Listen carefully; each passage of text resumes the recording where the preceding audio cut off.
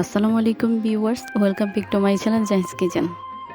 আজকে আমি আপনাদের শেয়ার করব কিভাবে পোলাও ভাত ঝরঝরে করা যায় তার রেসিপিটা। এভাবে পোলাও ভাত রান্না করলে খুবই ঝরঝরে হবে, আবার খেতে হবে দুর্দান্ত মজা। এই পোলাও ভাতগুলো আপনারা মাংস, ভর্তা বা যে কোনো কিছুর সাথে খুবই মজা করে খেতে পারবেন। আর এই রেসিপিটা একদমই সহজ, আপনারা ভিডিওটা একবার দেখলে বুঝতে পারবেন যে আমি কিভাবে করেছি। চলুন রেসিপিটা শুরু করি। প্রথমে আমি এখানে নিয়ে নিয়েছি 3 কাপ পরিমাণ পোলাওয়ের চাল। আপনারা পোলাও রান্না করার জন্য যে কোনো চাল নিতে পারেন। প্রথমে আমি চালগুলো পরিষ্কার পানি দিয়ে খুবই ভালো করে ধুয়ে নিব। প্রথমেই চালগুলো খুবই ভালো করে পরিষ্কার পানিতে ধুয়ে নিতে হবে, এতে চালে যে ময়লা থাকে সেগুলো চলে যায়। দেখতেই পাচ্ছেন আমি খুবই পরিষ্কার করে চালগুলো ধুয়ে নিচ্ছি। চালগুলো আমি 3 থেকে 4 বার এভাবে বেশি করে পানি দিয়ে খুবই ভালো করে পরিষ্কার করে নিয়েছি।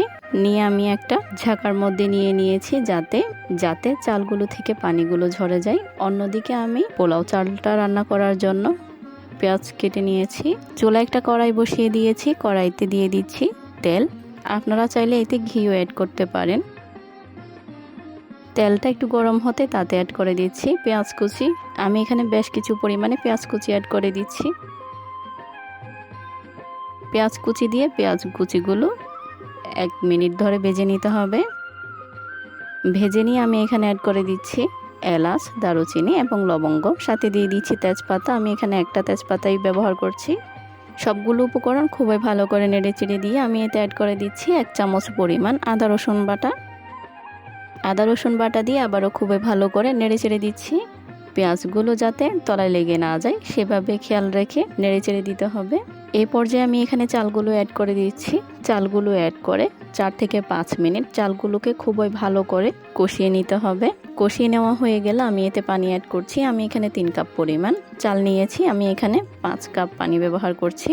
পানিটা দিয়ে দিচ্ছি আমি এখানে স্বাদমতো লবণ, সাথে দিয়ে দিচ্ছি 4-5টার মতো কাঁচামরিচ। তার সাথে অ্যাড করে দিচ্ছি আমি এখানে সুগন্ধি পাতা, আমরা এটা ভাত পাতা নামে চিনি, আপনারা কি নামে চিনেন অবশ্যই কমেন্ট করে জানাবেন। লাস্টে আমি এখানে দিয়ে দিচ্ছি লেবুর রস। লেবুর রসটা দিলে ভাত খুবই ঝরঝরে হয়। লেবুর রসটা দিয়ে খুবই ভালো করে নেড়েচেড়ে ঢাকনা দিয়ে ঢেকে দিচ্ছি রান্না হওয়া পর্যন্ত। ঢাকনা তুলে আবারও খুবই ভালো করে নেড়েচেড়ে দিয়েছি। নেড়েচেড়ে আবারও ঢাকনা দিয়ে ঢেকে দিয়েছি 5 মিনিটের জন্য। 5 মিনিট পর ঢাকনাটা উঠিয়ে নিয়েছি। দেখতে পাচ্ছেন ভাতগুলো কতটা ঝরঝরে হয়েছে। এই পর্যায়ে আপনারা এখানে ঘি অ্যাড করে দিতে পারেন। ঘি অ্যাড করে দিলে এটা খেতে খুবই সুস্বাদু লাগবে। দেখতে পাচ্ছেন ভাতগুলো গরম অবস্থায় কতটা ঝরঝরে হয়েছে, আর নামিয়ে নেওয়ার পরে একদমই ঝরঝরে হয়ে যাবে। আশা করছি রেসিপিটা আপনাদের খুবই ভালো লেগেছে। ভালো লেগে থাকলে অবশ্যই লাইক, সাবস্ক্রাইব করে পাশে থাকবেন এবং সাথে থাকা বেল আইকন প্রেস করে রাখবেন যাতে পরবর্তী কোনো ভিডিও নোটিফিকেশন আপনার কাছে আগে যায়। ধন্যবাদ।